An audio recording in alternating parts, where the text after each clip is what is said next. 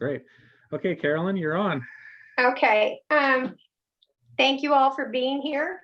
My name is Carolyn Johnson, and Steve strong-armed me into running the meeting until we got to the election of our officers. So here's my gavel. I'll call this meeting to order at, what do I have? 5:36? Sounds good.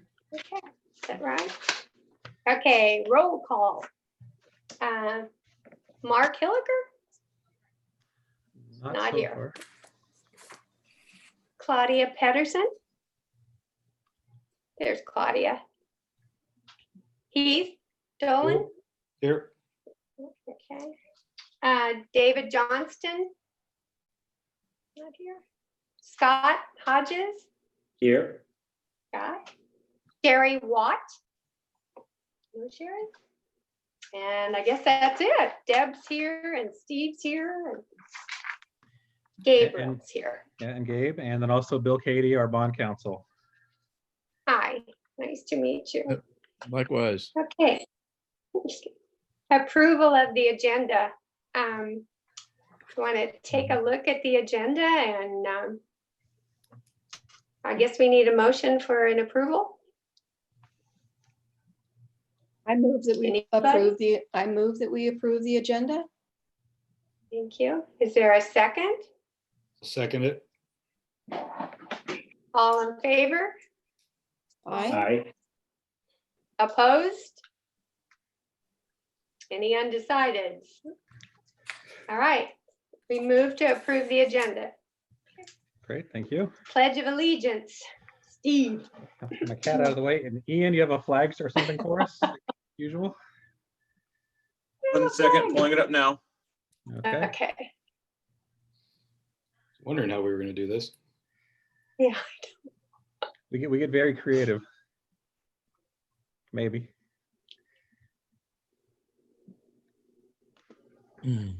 Okay. Yeah. Okay. Ready? Begin. I pledge allegiance. I pledge allegiance to the flag Of the United of the States. United States of America America.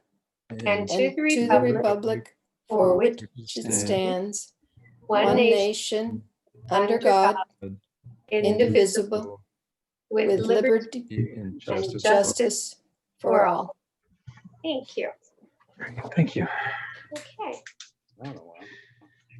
Okay, Ian, do we have any public comments yet? I'm sorry, Karen. That's okay. Do we have any public comments yet, Ian? We do not. There are no public comments at this time. Okay. Mhm.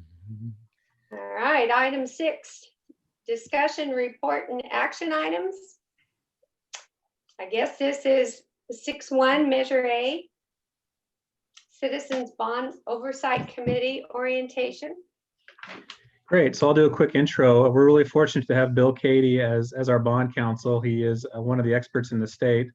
And I've had the pleasure of working with Bill on several other bond committees and bond measures in the past. So it's comforting in this time to see a familiar face and someone that we trust and respect so much. So Bill, thank you for being here. And I'm going to put your presentation up on the screen and you can walk us through. And if I'm not keeping up, just yell. So we won't be able to see everybody's pictures at once on the screen. So if anybody has any questions, please just unmute yourself and jump in.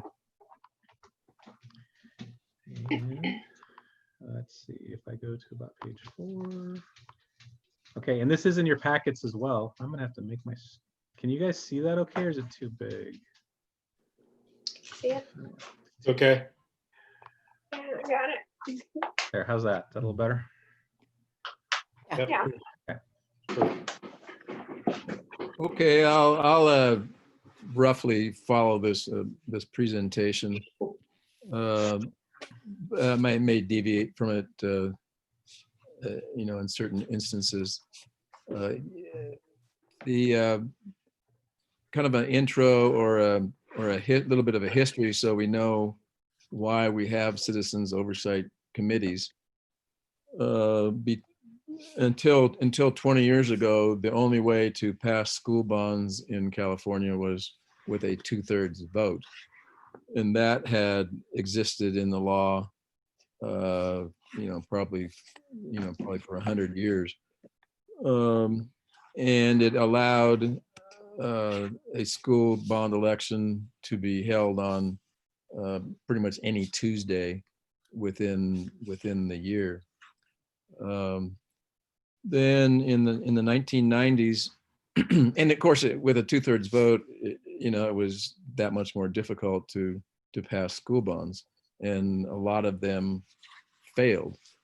Of course, Prop 13 in 1978 had eliminated the ability to do school bonds in the first place because you couldn't add on to the 1% tax that was limited by Prop 13.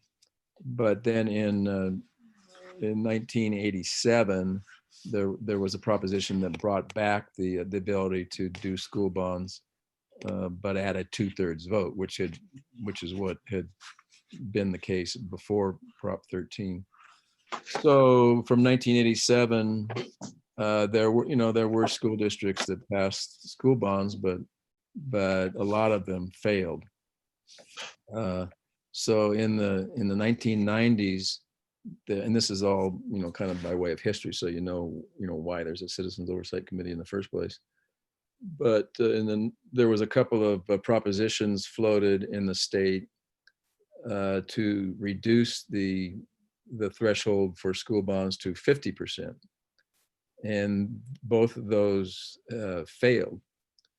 Then in 2000, partly I think with the backing of some Silicon Valley interests who funded a lot of political research, there was a determination made that maybe 55% would work. And they also, through their political research, determined that the voters wanted what was referred to as accountability in the spending of the bond money. And so in the general election in November of 2000, which is kind of amazing to think it was 20 years ago already, Prop 39 was on the ballot and it passed.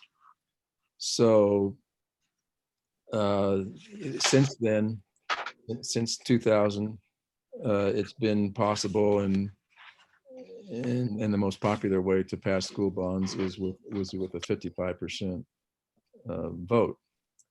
I would say, probably 98% or so of the school bond elections now are done under the Prop 39 55% rule. And but along with the 55% vote, they included a lot of accountability requirements that they determined would help Prop 39 pass. One of them was that the election it can't be on any Tuesday in the year. It has to be on a regularly scheduled either primary or general election or a regularly scheduled local election. So that effectively, in most cases, limits the school bond elections to every other year in the primary election and in the general election. So this is a year, where that's available, and you were able to take advantage of that. Unfortunately, there aren't that many elections scheduled for this November. In normal times, whatever that is, there would be a ton of elections, a ton of school bond elections in November, because they tend to pass better during presidential elections because a lot of people come out to vote. Anyway, so that was one change. Another change was that the projects that money is going to be spent on have to be relatively specifically listed in the ballot measure. before with a 2/3 vote, it only required the 75-word abbreviated ballot form that you see when you go in to vote. It also required audits, with so-called performance audit and a financial audit to be done. And well, a performance audit is pretty much part of what your job is, not to do the audit, but to determine that the money is spent according to the bond project list. And then finally, it required the creation of a citizens oversight committee. This is all within the constitutional provisions of Prop 39. So that's the genesis of where citizens oversight committees come from. So every school bond election that passes now in California under the Prop 39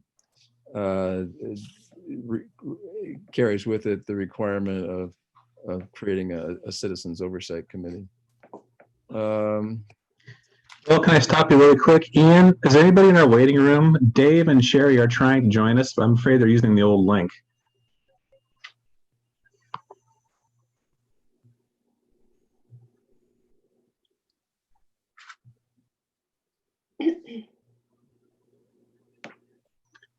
All right, well, hopefully Ian is keeping an eye on the wait room. So Bill, go ahead. I'm sorry. Okay. Ian, can you hear Steve? Ian, Steve, I can't see because your screen is shared. I can't see. Oh, there's Ian. Ian, can you hear Steve? Oh, there's David. Okay. Hi, Dave. Hello. My apologies. My screen's really big, so I lost track of where the participants and such were. So, and my mute button. Sorry about that. I was hanging out in the wrong meeting, apparently. Well, hopefully Sherry can find us too. So welcome.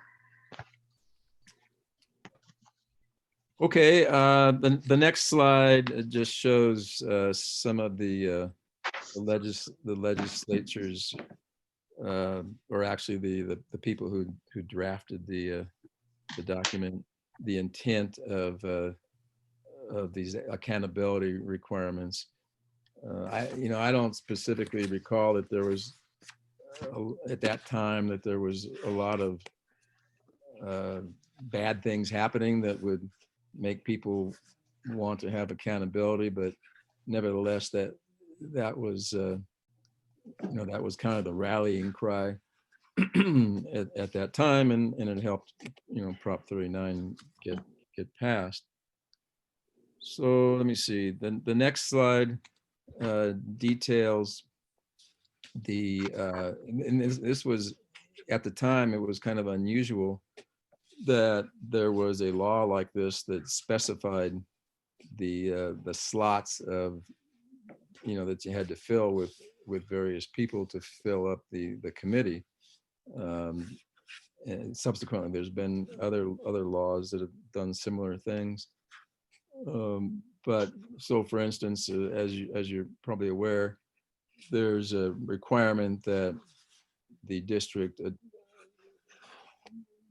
fill the committee with people who represent different segments of the community, business, senior citizens, parents.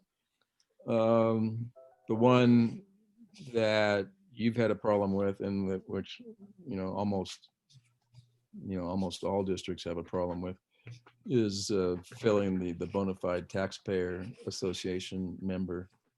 Sometimes it's hard to find a taxpayer organization, and then sometimes the organization, for whatever reason, doesn't want their members on the committee. So many districts go without ever having a member of a taxpayer organization on their citizens oversight committee. But the requirement is to try to have at least 7 people on the committee, and it looks like you do have 7.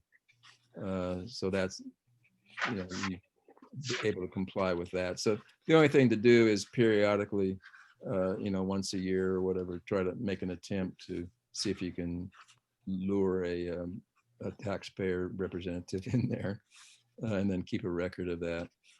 So, okay, so we can go to the next slide here. Then there's other qualifications and disqualifications.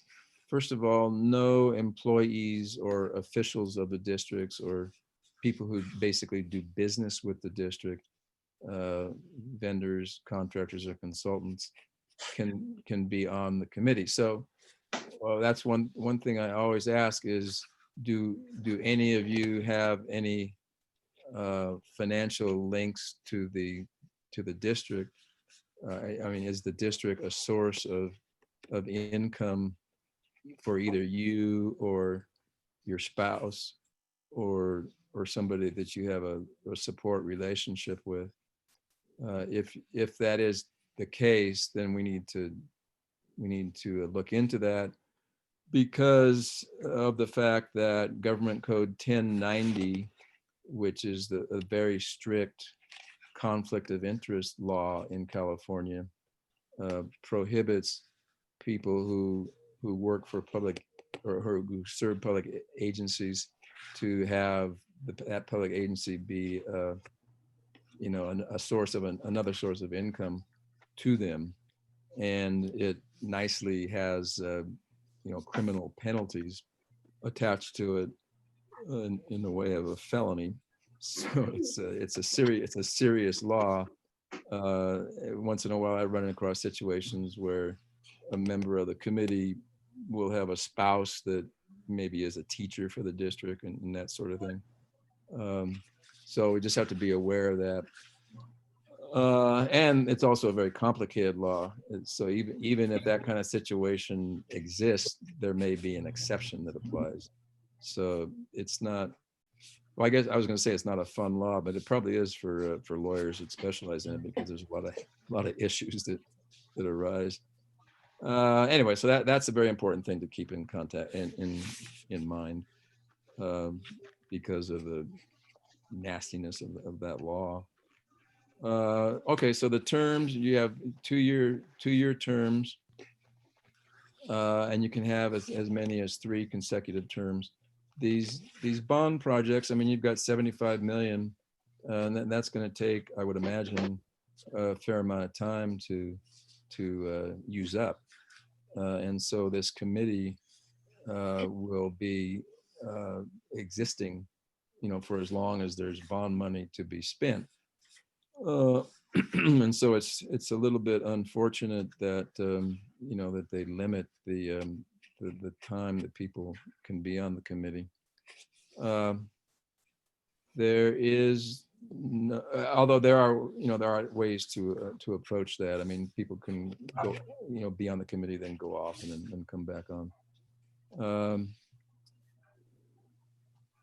There is no compensation. Obviously, it's a public service that you're performing, and an important one, because it's required by the law, and it creates a good connection between the district and the community. We can go on to the next slide.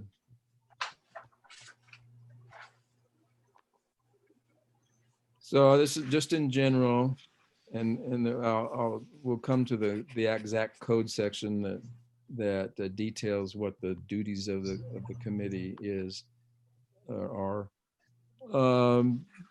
Basically, the committee meets periodically, receives information about what the district has spent the bond funds on, matches that up against the bond project list, which was a part of the ballot. And I should digress a little bit, because there's so many things that have to be stated in the ballot under Prop 39.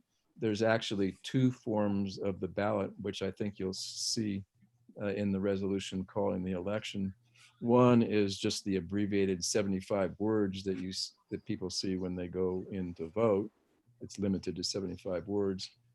And the other is the so-called full ballot text that contains all the information that is required by Prop 39 to be in the ballot, which wouldn't fit into 75 words. And probably the most important part of that is the bond project list, which details the categories of expenditures that the bond funds are authorized to be spent on. So that's the crux duty of the committee, is to receive information from the district, sometimes visit construction sites by arrangement with the district, any other methods that are reasonable to gather information about where the money's been spent, and to match that up with the bond project list that was voted on, and then annually to write a report to the public detailing your activities and your findings on that crux question. We can go to the next slide. Okay, the meetings. Just the law only requires one meeting a year, but it's really a matter of what the pace of construction and how the committee wants to operate. I think in most cases you would definitely meet more than once a year if there's a fair amount of activity happening. I think a lot of districts, they meet maybe quarterly, but that's totally up to the committee as to how often. And I would think just in general, it's going to relate to the pace of expenditure that's going on. You have to have a quorum. So right now you have 7 members, so that would be a majority would be 4 in order to have a meeting. The meetings are open to the public and must follow an agenda. So the import of this, which is the other sort of external legal point that's really important, is that just like the school board is, the committee is governed by the Brown Act, which is the California Open Meeting Act that applies to all public entities in California, and other states have similar laws. And the main import of that is, the idea behind it is that the public's business should be done in public. So there's various aspects to that. I mean, probably the most visible one is that the meetings are generally open to the public. They can attend the meetings, except for specific limited circumstances where public entities go into closed session to discuss certain limited items like litigation or personnel matters, that sort of thing, which normally would not happen with a Citizens Oversight Committee. It also requires that there be an agenda in advance so that people are, can know what's going to come up at the meeting and what's going to be discussed and potentially decisions made. And the agenda has to be posted for a regular meeting at least 72 hours prior to the meeting. And then there's other rules for special meetings. The other side of it is that the business of the committee should be conducted at these meetings, at these public meetings, and not on the side through emails or telephone calls or what they call sequential meetings or sequential contacts through email or phone calls. where, you know, one person calls and one person, another person calls the next person. But anyway, so generally, and this is another, this Brown Act is another thing that actually has criminal penalties to it too, and also that district attorneys are well aware of and occasionally become involved in. And so it's another thing that you want to adhere to, which is not to say that, and there's always, you know, these fine lines. It's not to say that you can't talk to each other, you know, outside of the Citizens Oversight Committee meeting. It just means that you shouldn't be discussing business relating to the school district, or certainly not making, you know, pre-decisions about things outside of the meetings. If there's a need to talk about stuff, then you can always call for meetings. Anyway, so that's an important, the Brown Act is an important thing. If anybody is more interested in the Brown Act, the Attorney General has a big booklet all about the details of it. But it's the same law that the school district adheres to in every other public entity in California. Let me see here. So then, yeah, there's minutes will be taken of the meeting. I don't know if, you know, one of the committee members can do that, or the district personnel who basically act as staff to the committee could do that. And the law, you can tell the law was written by people in Silicon Valley 20 years ago, because it requires that the documents of the committee, like the minutes and the reports, be put on an internet website, which 20 years ago that was relatively, you know, new. And so most districts will have a, you know, on their website, they'll have a sub part of it, pages that relate to the Oversight Committee. And so on there will be the reports and other documents that relate to the committee. Okay. Go to the next slide. Oops, wrong way. Here we go. So here, there's a section, the Citizens Oversight Committee is described in the Education Code, and there's about 4 code sections. This is one of them that details what the purpose of the committee is, which is that, you know, the purpose is to inform the public concerning the expenditure of bond revenues. And the Oversight Committee shall actively review and report on the proper expenditures of taxpayers' money for school construction. So the committee is not a decision-making board.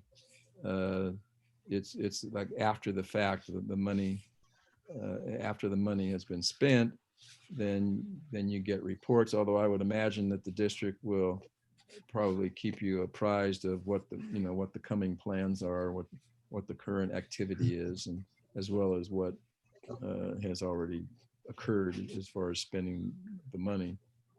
Can I ask a question? Sure. What if there's a discrepancy? What if the committee is made aware of a, excuse me, a discrepancy between the way the money's spent and the way the bond issue was posted? Well, first, I mean, there's different things that could happen. I mean, first you would, you know, I would imagine, I mean, one way to do that would be to bring it up with the district or at the, you know, at the meeting. If it can't, and this sometimes, a lot of times, because of the fact that you can only put so much in these bond project lists, Right. and then things change over time. You're spending $75 million. You know, we might be, I don't know, it might be 10 years down the line before it all gets spent. I'm not sure, but needs change, and so sometimes there's a need to like interpret that bond project list. That, you know, does it cover what we want? You know, what the district then wants and needs to spend the money on, And so sometimes, I mean, I'm often asked those kinds of questions, we want to spend the money on this.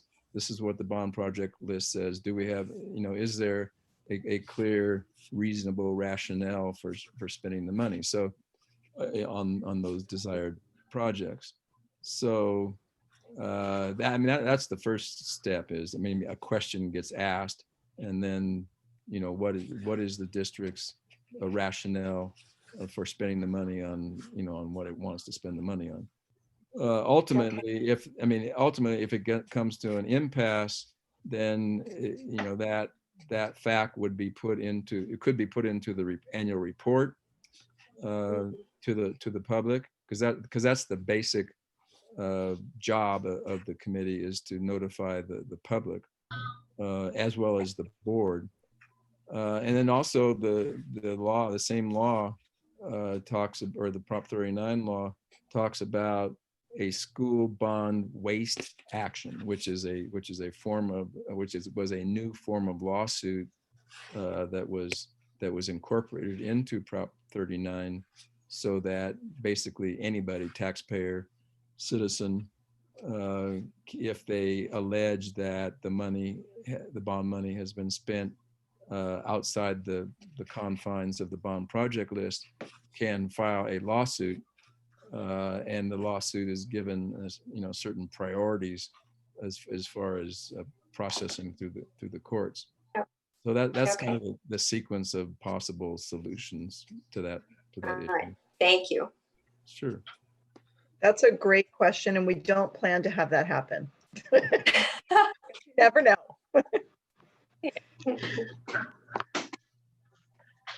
Let's see here. Okay, so yeah, we got the code section.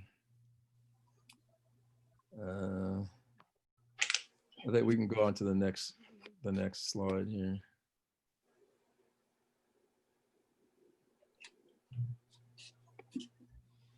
This is just legal standard.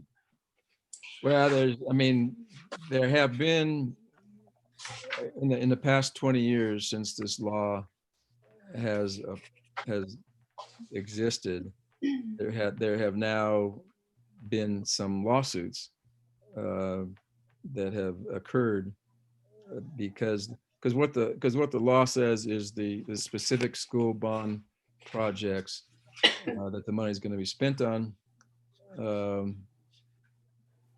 are supposed to be listed in that project list. And so, there's so many different things that school districts build, that the question comes up, like, okay, so how specific is specific?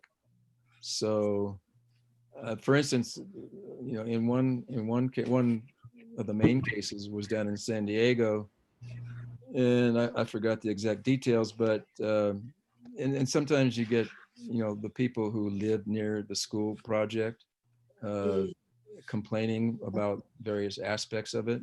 And in this case, that was true. The school district, San Diego Unified, they had in their project list, I think, stuff about athletic facilities and stadiums and things. But they decided to spend money on outdoor lighting to light some of their fields, and some of the neighbors didn't like that, and so that became a big issue. I think actually the school district eventually lost that case because they were, their project list was, I don't know, it was like long. It was like 50 pages long or something, and maybe that was too specific, because apparently it didn't have lights in it. Anyway, that's what this quote is all about. What's it say? It says the critical factor in assessing whether the project list complies with Prop 39 is whether it allows for meaningful approval and oversight of the bond expenditures, which gets back to your committee. Thus, if the list defines or identifies the project in a manner that clearly apprises the voters, the auditors, and the public oversight committees of the types of projects for which the money is intended to be used, that is sufficient. So that, I mean, that's kind of the guiding principle. That happened to be in a case done in a community college district down in Silicon Valley in the Foothill De Anza Community College District. So it's not so much that every single item that's going to be constructed has to be listed at every school site. It's, according to this case, it's that the types of projects which the money is going to be used for. So that the public, when they voted on it, to spend their tax dollars on these bonds, knew the types of improvements that they were going to do.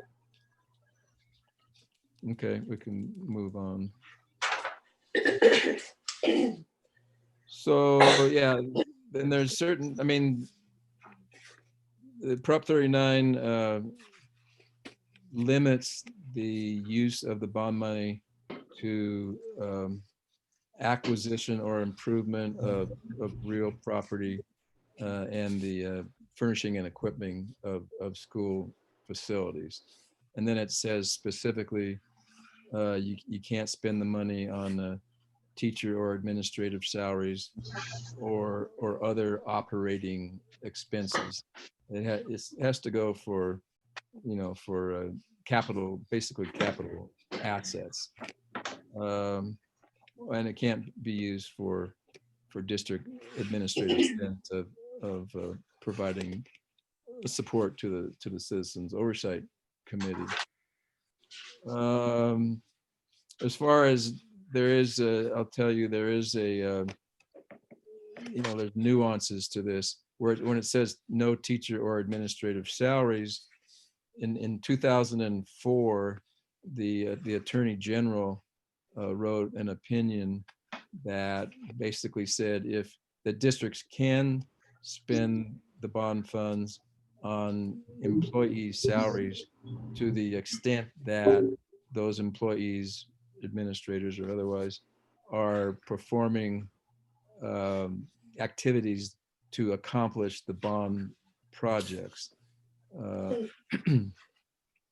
Things, I mean, work that would otherwise have to be contracted out at supposedly a higher price to outside vendors.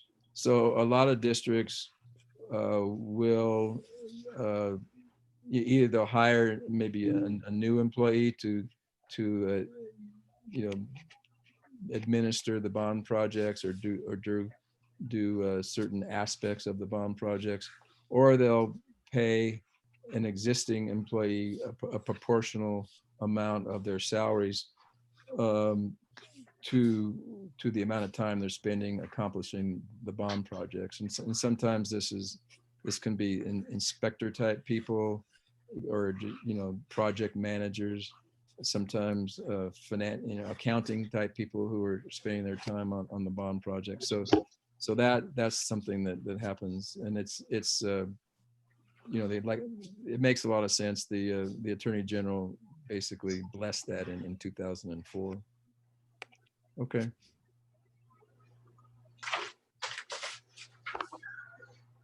Let me see here. So this just lists various activities that the committee can engage in coming to its determination. And there, like I said, the Prop 39 requires that the district annually have a performance audit and a financial audit. The performance audit is basically determining whether the bond money has been spent according to the bond project list, which is the committee's, directly the committee's purview also. The financial audit is more, understandable. And you can inspect grounds or the project sites. You can review deferred maintenance plans and also cost saving measures. And basically, and you can request records. You can basically ask the district for information or other activities that you think is going to be helpful in coming to your determination. Okay, Steve. So yeah, the report, the activities culminate in a report that's issued once a year. If you look on other school districts' websites who have bonds, you'll often on their internet website you'll see examples of reports. Sometimes these reports are long, sometimes they're pretty short. They don't necessarily have to be voluminous type of documents. And basically the committee, and it's not even so much that you have to write it yourself, because the district will, the district is mandated to provide support to operate the committee. So the report can actually be drafted, at your direction by the district. But then that report gets, and also you'll have the audits to refer to. So then the report gets presented to the district school board, and also made available to the public, and put on the website. And you could, as it describes here, you could have more than one report if you want to. Most committees don't have a reason to have more than one annual report. And like I said before, all the meeting agendas and minutes and reports should be put onto the district website. So basically, that's the end of the presentation. After this just gets kind of repetitive. It's just repeating what I already said. So yeah, it just goes over the same information. So that's basically all I have. If you have any questions Wow, now or in the future. thank you. My pleasure. Great. Bill, thank you very much. We appreciate it. I can hang on through the end of the meeting if you'd like. Sure, that'd be great. Okay. Okay. Steve, are you up next with 6.2? Sure. So the next item in your packet is actually the bylaws that the board adopted. So it kind of takes what Bill just kind of explained to us and drills down a little deeper, a little more of the specifics, but really nothing new, I think, from what he presented to you already. So it's really just informational for you. I wanted to do it before we picked our chair and vice chair, just to make sure you knew what you were getting yourselves into. Just in case, like the fine print, like the fine print's what got Carolyn drafted to lead the meeting for us to start with tonight. So it's important to read the fine print. So also I'd like to welcome Sherry and David really quick. Thank you for joining us. Sorry about the confusion on the Zoom links, but. So yeah, so in terms of the bylaws, do you have any specific questions? I don't think I had anything specific to call out to you. Again, I think it is pretty much the same things that that Bill already explained to us.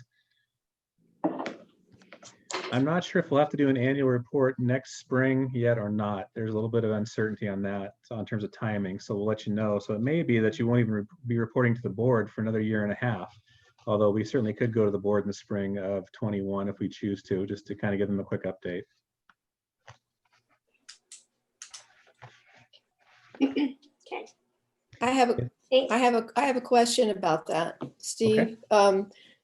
When would we see the project list, and when is the bond money coming in, and when do you anticipate the project starting?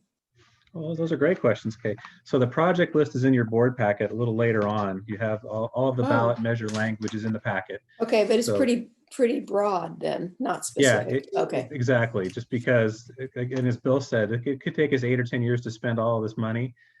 It's hard to anticipate every single project need that far down the road. So Okay. it's pretty generic by design.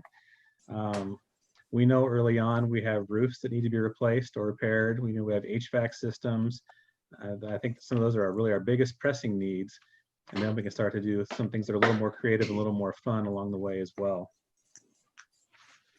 So in terms of the bond money, we received our first 25 million in late May. We're choosing to sell bonds in probably 3 installments. So we did the first 25 million in May, like I said. We haven't spent any of it yet, which is why I'm not sure we'll have to do an annual report to the board this March, but we can talk about that as we go forward. So we're working on the specific project list right now. We've been a little busy dealing with the pandemic and getting school open, but then we'll start really drilling down into what our first projects are going to be, putting costs to them. We have some idea from our deferred maintenance plan, but we don't know all the specifics until we actually drive down, see what supplies are available, which contractors are available, things like that.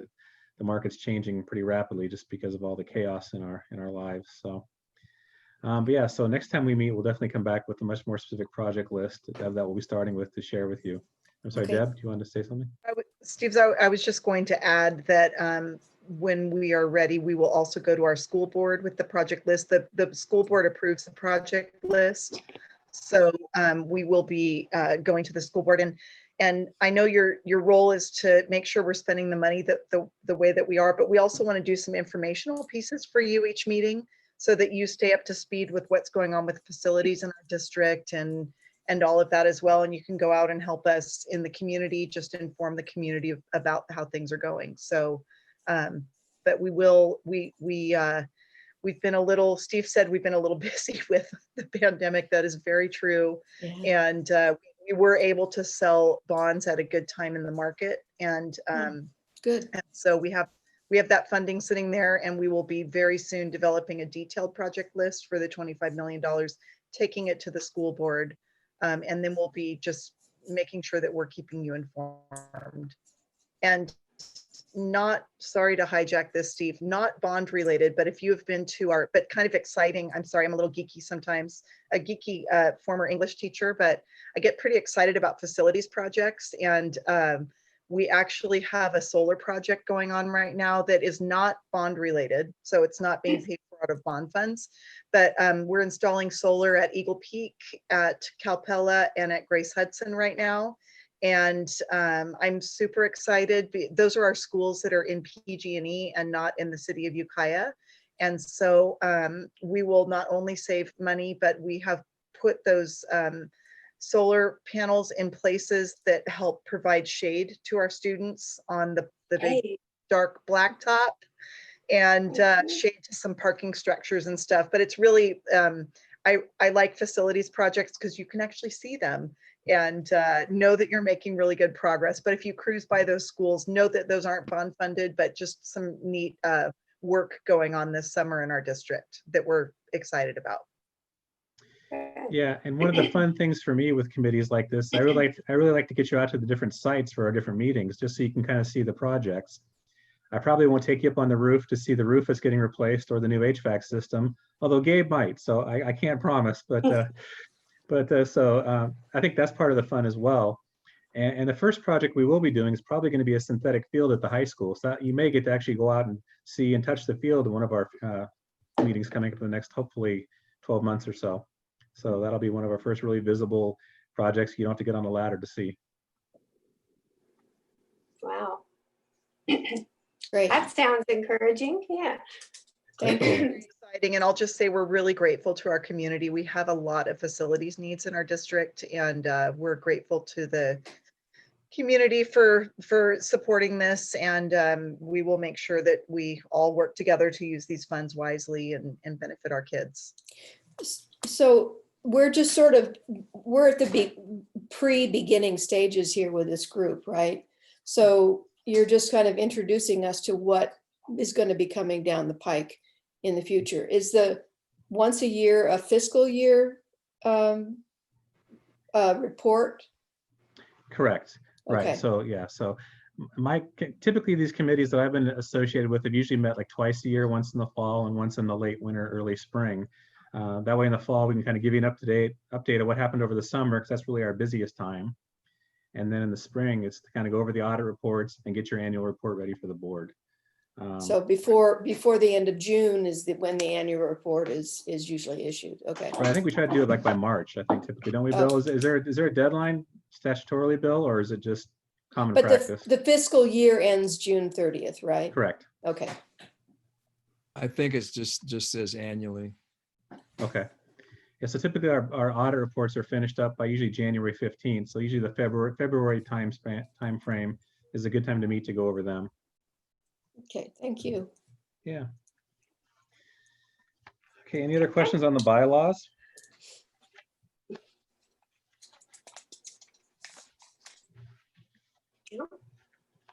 Okay, thank you. Okay. Yeah. All right, 6.3. We need to elect a chairperson.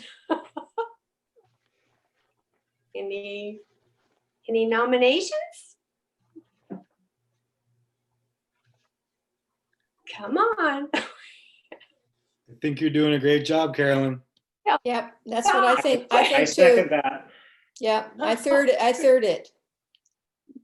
Thanks, guys. I thought we were going for the people who didn't show up. Oh, that's true. That's true. Yeah.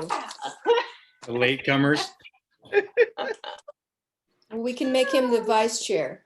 There we go. Yeah. So I'm sorry, I missed who made Yeah. the initial motion. Who made the initial motion for that? Heath did. Heath did, okay, thank you. And then I think Scott, did you second it? Or I second Scott? it, yeah. Okay, great. Thanks, Heath. Thanks, Scott. Welcome. Carolyn, are you accepting the nomination? Steve, am I accepting the nomination? I can't strong arm Yes, you okay. anymore. Yeah, all right, I'll gladly do that. Ay, ay, ay. Okay. Wonderful. We need a vice chair. Actually, we need to do a vote first on the chair, don't we? Okay, you're right. All those in favor of Aye. me being Aye. the chairperson? Aye. Aye. Oh, see, someone's opposed. Opposed? Okay, motion carried. Yay, yay. Okay, so we now need a nomination for the vice chair.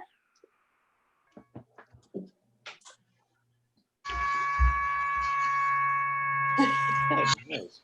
Okay. I'd like to nominate Heath Dolan. Yeah, I figured that was coming. I'll second Yeah. that. Thank you. All those in favor of Heath as our vice chair? Say aye. Aye. Aye. Aye. All those opposed? No abstentions? Motion carried. Heath, are you going to accept the position of vice chair? I will. Thank you. Well, thank you both. Seriously, this is a really important committee, as you saw from the presentation. We can't do this without you. So thank you to all of you for serving, and for those of you who got nominated, thank you even a little more. Thank you, guys. Thanks. Okay. All right. Moving along, review of the voter approved bond language. Did you go through that, Steve? Sure. I'm gonna go ahead and share my screen again, if that's okay. And I'm gonna figure out which page this Okay. is first, so I don't make everybody too crazy.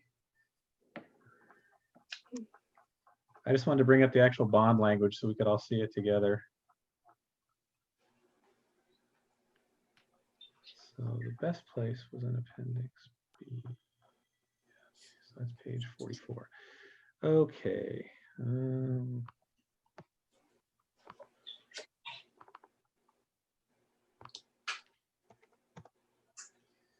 Okay, now if I make this a little bigger. Okay, can everybody see that okay? Mm-hmm. Yeah. Okay, so this was the actual language on the ballot. To improve the quality of Ukiah Unified Schools, repair or replace leaky roofs, make health and safety improvements, and modernize, construct classrooms, restrooms, and school facilities. Shall Ukiah Unified School District issue $75 million of bonds at legal rates generating on average $4 million annually, as long as bonds are outstanding at a rate of approximately 5 cents per $100 of assessed value, with annual audits, independent citizens oversight committee, no money for salaries, and no money taken by the state. And for those of you that watched the election results, our measure was trailing until the very end when all the absentee ballots were counted. And I forget how many we passed by, but it was very close. So again, we take this responsibility very seriously as a district, and to spend this money as well as we possibly can. This will not do everything we need, but we will definitely put it to the best possible use. And again, take it very seriously as stewards of the community's money. Great. And then going back up in the packet a couple pages, you can see more of the bond project list. Oops. Yeah, And I don't know if you want to go through that together. It is in your packets. okay.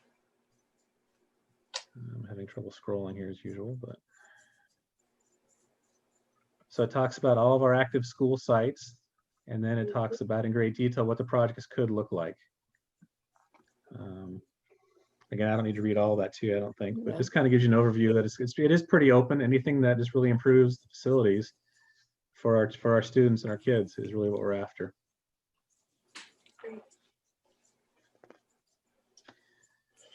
Any questions on that? I'll stop sharing.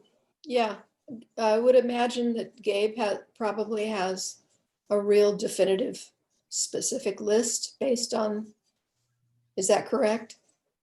Because those are so broad. I just wondered, how are we going to decide 1, 2, 3, 4, 5? So we have many specific and extensive lists, including our facilities master plan, which is really kind of one of the cornerstones for all this. And it extensively details all of our particular M&O needs. So those are our deferred maintenance, our leaky roofs, our HVACs that are past their prime. The hard job is going to be, triaging and deciding what order and what items need the most love, and then threading in the critical needs that our facilities have. For instance, the athletic field that Steve was talking about. Will the COVID situation affect how and when, the projects can begin? Would it make it easier, in other words, to begin to do some of the work if we're distance learning? So in California schools, a lot of the bigger projects that we're going to do, in fact, I would say the vast majority need to go to the Division of the State Architect. So that's the state. That is the body that is kind of the local building department for schools, and it's a pretty involved process. Right now, because of COVID, they're very slow. Things that usually are the solar project that Deb was talking about, that process going through DSA should have taken about 3 months, and it took almost 5 months. In fact, we squeaked in Grace Hudson. And on top of that, the construction market is very volatile right now. So one of the things we need to really be looking at is assessing how much, how much the cost is going to be right now for doing a project compared to what it may be in 6 months or a year. Yeah. And that really, we really lean on our design professionals for that. So that's our architects and our construction management firms. They have the resource to really do those deep dives. Right now, the market looks good on labor and really bad on materials. There's a huge bottleneck on manufacturing. And so we need to be smart about the order in which we choose to do our projects. We do have some roof projects and some HVAC projects that I think are the most likely that I would recommend that we tackle first, partly because of the need of getting them done, but also the low-hanging fruit. They probably don't require DSA, and the materials involved are actually fairly common. So, and until things stabilize, I think we want to be very cautious, because we have $75 million. It's a lot of money, but it's not everything that I would like to. I'd love to see more than that. I think we need more than that, and so we need to be very judicious about where we spend that to maximize our money that we have on hand. Thank you. Great, thanks, Gib. Okay, so that was it for the the bond language, unless there's other questions. I was just gonna say, by the way, I think it was 19 votes. Is that right? It was something ridiculously small. It was really, really close. Really close. Ooh. Wow. Okay. How about the bond rating, Steve? So this next item is really just informational. So part of the process, once we pass a ballot measure, we have to go off and sell bonds to the investor community. And part of that is we have to go through and get a rating from either Moody's or Standard & Poor's or both. And so when we get those, I think it's just kind of a fun way to look at the district. It's a way we never look at ourselves or present our information. So I thought I would just include in the packet for you some good background information on the district. You will see in the ratings that we did receive an A1 rating for our bonds, which was the same rating we had before. For those of you who aren't familiar with the Moody's rating scale, I did put it in the packet just because I never remember exactly how their scale works. We are at the top end of the upper medium grade on the bonds, just below the high grade. And the consensus was if this wasn't in the middle of the beginning of the pandemic, we would have jumped up another level, which would have meant our interest rates might have been even a little bit lower. The better your bond rating is, typically the better your interest rates are. And so it's really important that we get a good rating and that we maintain it. It's kind of like your credit rating. It's just for districts. So it was a good rating for us. It reflected the stability in the board and the leadership of the district and the finances of the district. And again, I think it would have bumped up one more notch except for the pandemic. So hopefully when we go out to sell our second set of bonds in a couple of years, it'll jump up and save us some more money. Yeah, otherwise it's just kind of like I said, it's kind of a fun presentation. It looks at our district in ways that we never ever would. Some of our advisors pull this information together, and it's just a kind of a neat way to look at it. So it's just there for information. Thank you. Any questions on that? Comments? Okay, I guess we need to schedule, excuse me, our excuse next meeting. I'm sorry. Yes. When I'm do sorry. we apply for the next, when do you apply for the next round? It'll typically be when we need it for the next phase of projects. And because we're off to a little bit of a slow start, it may be 3 years out before we get there. It just kind of depends how quickly we spend the money. Okay. In a way, it's a little bit of a drawdown. How quickly do we spend this first 25 million?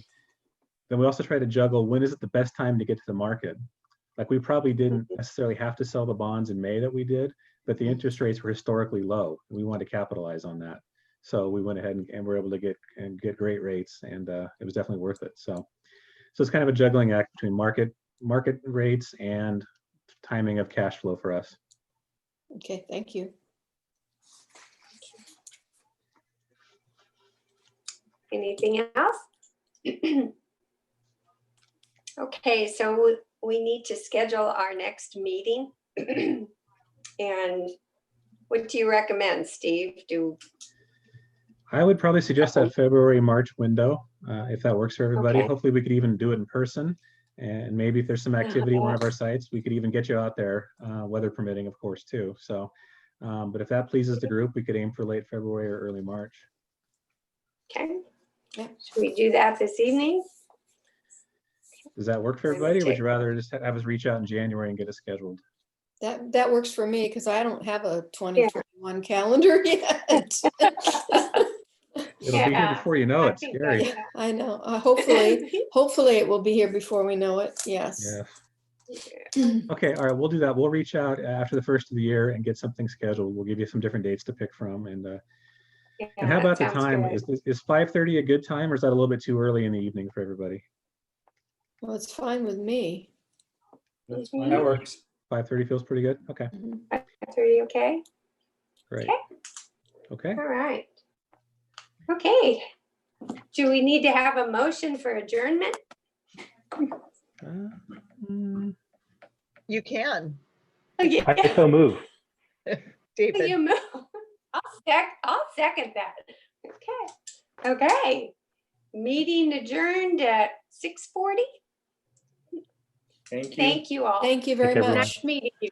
Yeah. Nice Yeah, to meet nice you. to see you. Thank you. Mhm. Thank you, everyone.